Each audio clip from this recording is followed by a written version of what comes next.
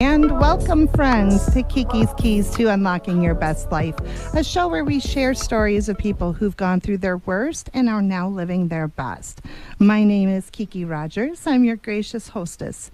So I do want to say, please be advised that some of the content that we do talk about on the show can be traumatic in nature and could be disturbing to some listeners. So listener discretion is advised. But that being said, we do share stories of people who have been through their worst but are now living their best because we want to give hope and inspiration to others.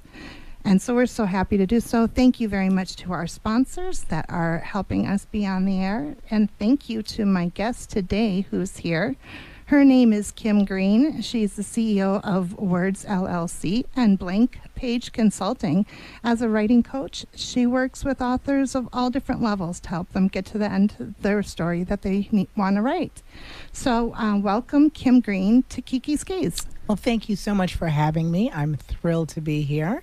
And I love that intro music that you have. Thank you. I like that upbeat little jam. I'm working on getting it on the podcast, so that's why we've been holding back on posting a couple of our podcasts, just because we're kind of working with the technology to get it right for y'all, and then we're just going to dump about 6 episodes on all of you one night. But yeah, I really love that bumper music. That is Cardi B's song Best Life, and I said Jay-Z before, and it's not Jay-Z. I keep forgetting who it is that does the intro. And I should know, and I don't, because I was in the music industry for 20 years. So, and I'm like, I didn't even bring my phone in with me today because it went off on us last week, and I was like, not going to do that again, and won't look it up. But I should know it off the top of my head. I look at it all the time. But I know all you are yelling at the radio, so thank you very much for your suggestions. I wish I could hear you. But let's go on and talk a little bit more about our guest, Kim.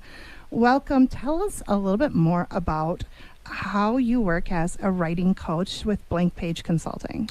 Well, I've been a writer for my entire career. So I started out as a copywriter, and then I went on to be a music journalist. So I was interviewing all the artists and doing all that. And then I worked at the record label as a record executive.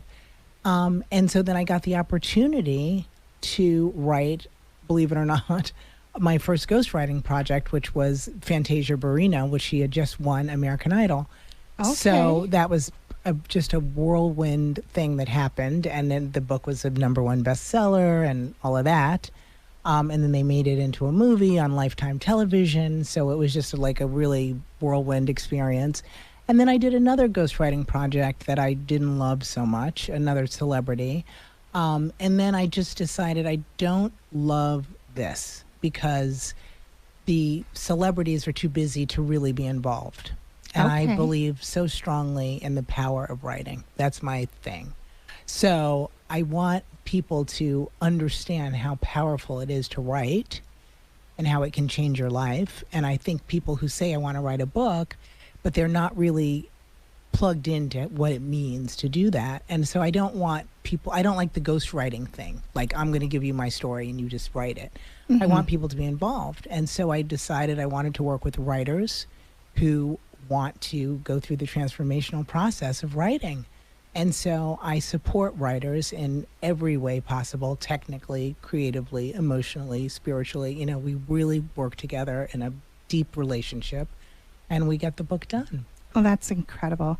What is the average time frame that usually takes? You know, it's funny. I have a 11-week program, and then when people go through that program, they get invited to do a 6-month program for a greatly reduced price. Usually, if everything is going right and the stars align, people get their books finished. After that, that's about 35 weeks. They can get the book done, at least the first draft and some revisions. And then we go, the process is longer when we go to self-publishing and getting the cover and getting, all of that. But we can get a really good, if a book is targeted and the writer really knows what they're doing and what they want to do, rather, we can get it done in 35 or 40 weeks if they're committed, if they come to every meeting, hand in a chapter every week, just sort of follow my lead, trust me, and then we can get it done. And then, life happens. I'm very aware of that. And some people take longer. Sometimes we need somebody else to come alongside us. We can't do everything on our own. That's right. And just, surrendering to the fact that we're not all perfect. And sometimes we need to lean in on other people's talents. It's right. amazing that you have this talent to give. Did you always know that was a passion of yours? I've been writing my whole life, and it all started when I was 15 years old and my mother died on the New York City subway. And yes, let's talk. That's where you and I really connected. That's where the traumas begin. That is. And so here I was, 15 years old. What to do? I was an only child. And so my father, who was very close to me and very in my life, even though my parents were divorced, so he just moved right in, and then began the adventure of like the grieving process, trying to raise a teenage girl. I mean, it was just heinous in every way. When you're 15. And it's 15 years old. That is, I think, the crust of the most difficult years. Yeah. It was especially between mothers and daughters. Yep. Very tough. And I will tell you that the way I got through it is writing. Okay. I wrote and wrote and wrote my grief. I just put it all on the page. And it allowed me to kind of see who I was, what I was feeling, and how in the world I was going to go on. And just been able to just get all that anger out, and the rage and the sadness and the not understanding what's happening. Like, what does it mean to not have a mother? Like, what does that even look like? Right. So it was just a very powerful experience for me. And I just realized that as life went on, that helped me significantly. And then later on in an adult life, I was diagnosed with chronic illness. So I wrote a book about that. That book is called Hallucination. So I just have been kind of writing to heal my whole life. I mean, it's just a very big It's a natural response for you. Yes, absolutely. But that's how we've gotten some of our best literature out there and real life accounts. I think of my all-time heroes, Maya Angelou, being a child that grew up with no boundaries. Yeah. Just to put it that way. I Know Why the Caged Bird Sings book just spoke to me. I was probably 16, 17 at that age, and having her or Anne Frank, I mean, we think of all of these tragedies, but how their memories and their experiences were preserved through the written word. Yes. What has been the project you worked on that you think was most from your heart? So interesting. I guess Hallucination, that was my first novel. It was sort of a memorial of just everything I'd been through, and I turned it into a novel, even though it was very based on my experience. And I think it was from my heart because I was very ill at the time, and I was really thinking I was going to die, and I went through that whole trauma of having a terrible diagnosis. And then I can't remember who it was, which is so sad, but somebody said to me in all of that mix, what are you doing during the days? Like, what are you doing with your time? And I would say, I'm crying and dying and planning to die. I was just out of my head. Your energy was there. I was out of my head. And they said, why don't you just write something? And that's how Hallucination was born. And I just said, okay, I'm going to write something. So I started writing the story as it was happening. So it was in real time. So I would have a doctor's appointment, and then I would go back and write about it. And just being able to articulate what was happening to me was a huge relief. It really made it better, and it made it so that I could look at all angles of it and see how I was participating in my own demise. I went through my guilt process. Everybody, when you're diagnosed, you blame yourself. Maybe it was too much Jack Daniels. Maybe it was too much. For me, it was too much clubbing in New York City. I mean, your head goes crazy. You just making up stuff. And it gives you peace to kind of just look at it and be like, you can go back on your pages and see, what did you just write? And what does that mean? Well, that's incredible. It's powerful. It is powerful. We are going to go to a break in just a few moments. So we want to say thank you to all of our sponsors, and please give some love out to them. Listen during the break, and then listen when we come back right after this. Welcome back, friends, to Kiki's Keys. We are living our best life. I'm here with one of my best guests, Kim Green. Kim Green is with Blank Page Consulting as a writing coach. And she is here sharing about how she used writing to kind of process her traumas as a child and grief and loss, and was sharing how writing can be really powerful. So we're welcome back. Tell me a little bit more about the Right to Heal retreat that's coming up for you and what that retreat entails. Well, you have the Right to Heal retreat. Did I say that wrong? No, that's all right. You have the Right to Heal retreat is October 17th to the 21st. And it's happening here in Tucson. And it's an opportunity for women to come together and heal.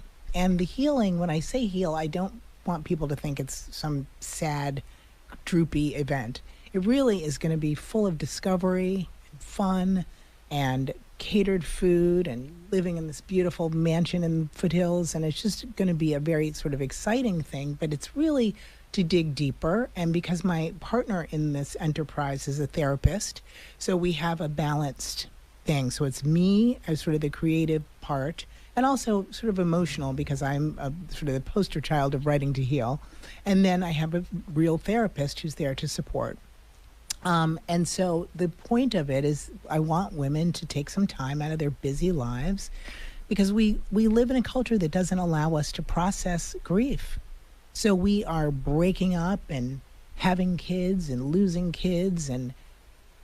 parents and having diagnoses and all of these things. And we're like, due at work the next morning. So Right. This is our culture. We don't have time to take time and just process what that means. What will that mean for me? And writing is a place that you can do that in private. So one of the things about the retreat is that it's not, because I'm a writing coach, people worry, oh, I'm not a good writer, I can't do it. It has nothing to do with writing skills. None. No one will ask you to read something if you don't want to.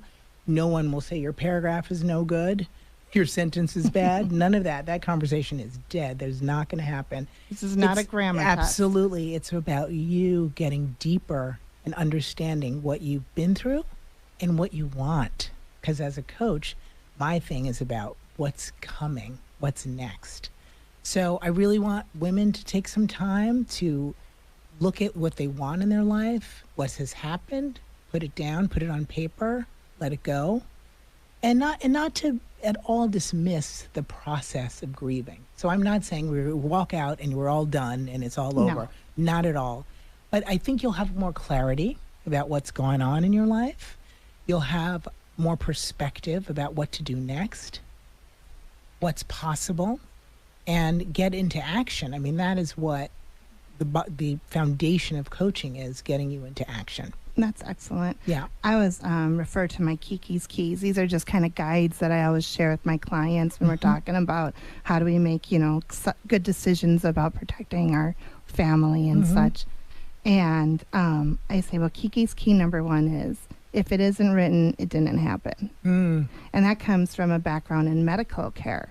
That's what my, tenure was really in, was healthcare insurance and healthcare and reimbursement and that kind of thing. And so the documentation was so key that we had something written down of what occurred, because if it wasn't written, it didn't happen. Yes. And I use that as a reminder for myself to journal, to write down, to document my goals. Anytime we want to get from point A to point B, we need to have some sort of roadmap to get there. And writing that down is so significant in that process. And therapeutic writing is such a wonderful way to start to address things that are bugging you.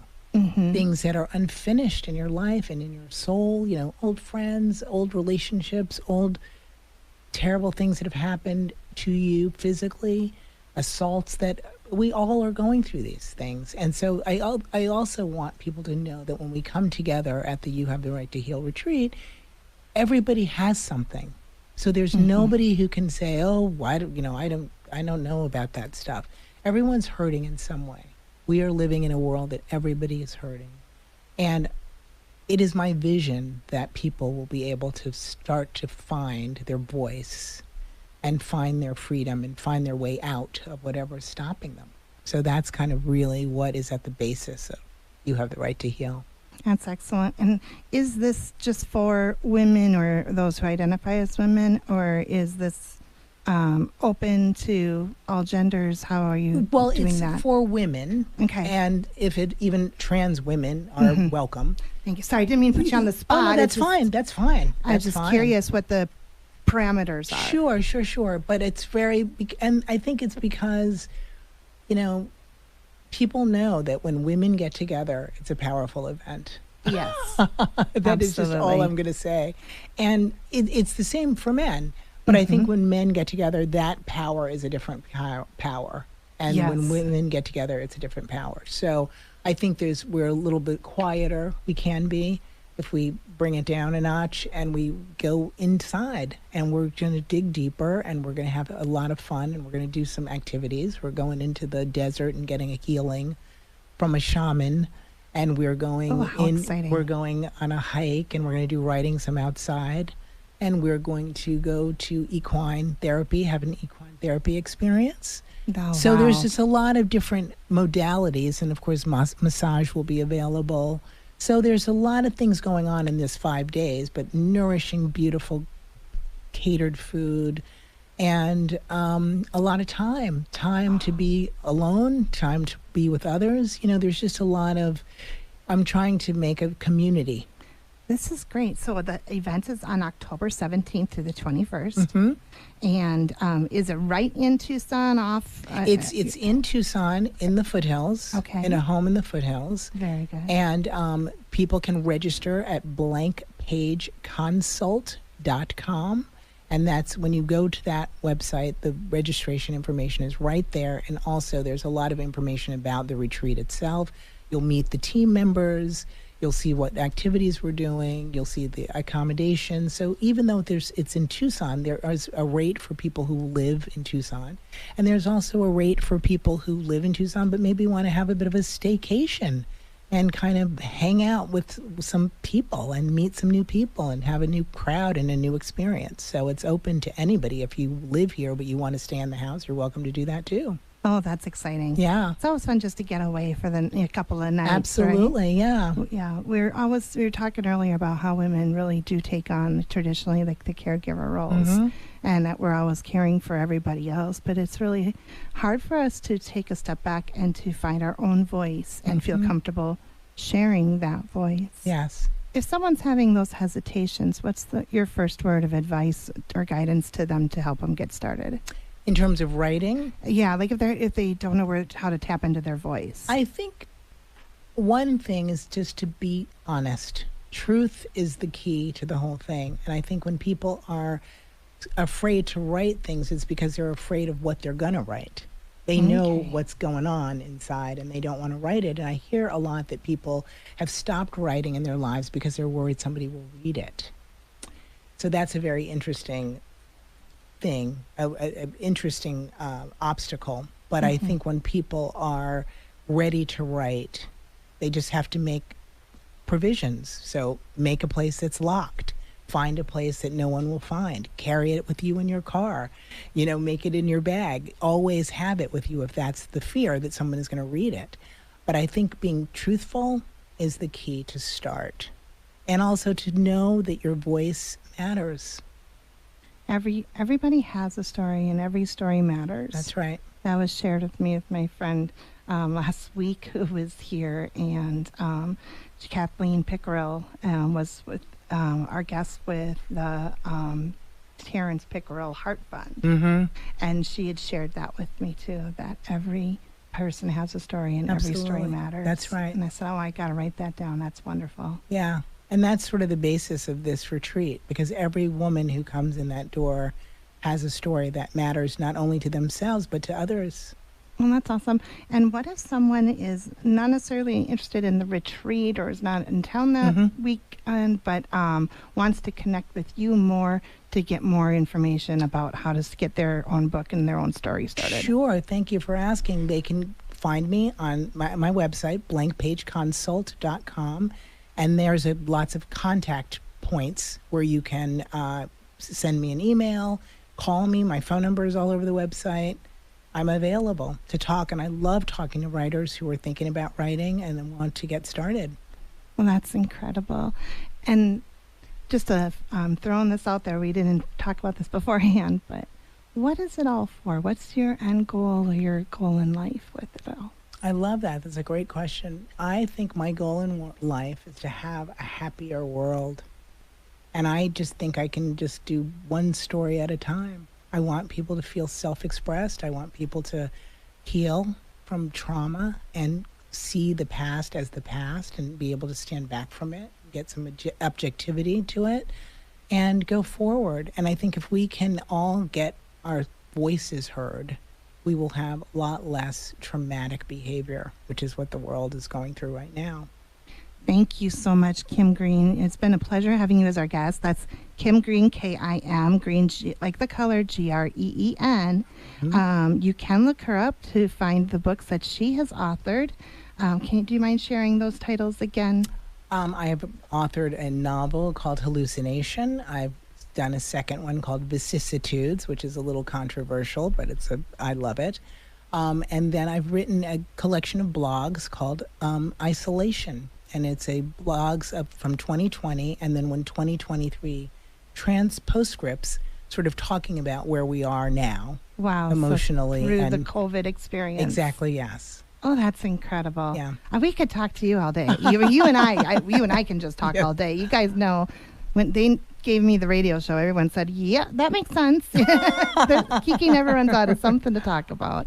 But we are running out of time. Thank you so much for having me. I really appreciate it. So glad that you're here. Tell everyone again, blankpageconsult.com. Correct. That's where they can get more information about you and the retreat. Yes, October 17th to the 21st. Right to Heal. You have the right to heal. You have the right to heal retreat. Yes. Okay. And that's what I was missing was the you. That's why I was thrown off. Sorry. That's okay. But yeah, definitely look into Kim Green for her books and for her guidance as well, and for your next story that you're going to tell. And until next week, my friends, be the best version of yourself that you can be, because nobody else can do it better than you.